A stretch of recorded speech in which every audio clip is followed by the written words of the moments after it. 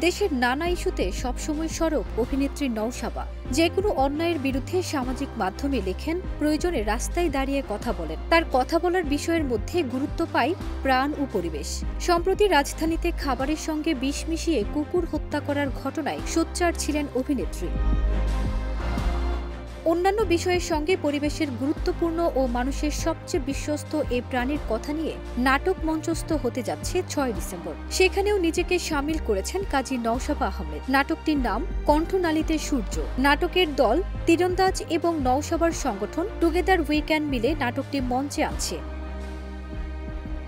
শিল্পকলা একাডেমির জাতীয় নাট্যশালায় শুক্রবার বিকেল ৫:৩০ এবং সন্ধ্যা ৭:৩০টায় হবে এই নাটকের মঞ্চায়ন। নওশাবা বলেন, আমি খুব অল্প সময়ের নোটিশে এই কাজটির সঙ্গে যুক্ত হয়েছি। সাধারণত আমি এত অল্প সময়ে কোনো কাজ করি না, কিন্তু কাজটিতে যেহেতু আমাদের বিশ্বস্ত বন্ধুদের কথা রয়েছে, তাই আমি রাজি হয়েছি।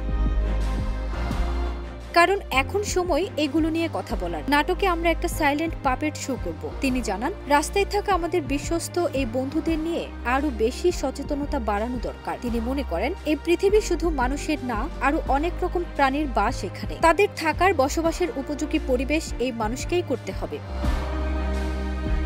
নাটকটি নিয়ে ফেসবুকে পোস্ট করেছেন নওশাবা। ৫ ডিসেম্বর দুপুরে দেয়া পোস্টে তিনি লেখেন, আমাদের বিশ্বস্ত বন্ধুদের না বলা কথা, একজন বন্ধু হিসেবে আমাদের সামনে টুগেদার উই ক্যান এবং তীরন্দাজ আনছে একটি ক্ষুদ্র প্রচেষ্টা, কণ্ঠনালীতে সূর্য।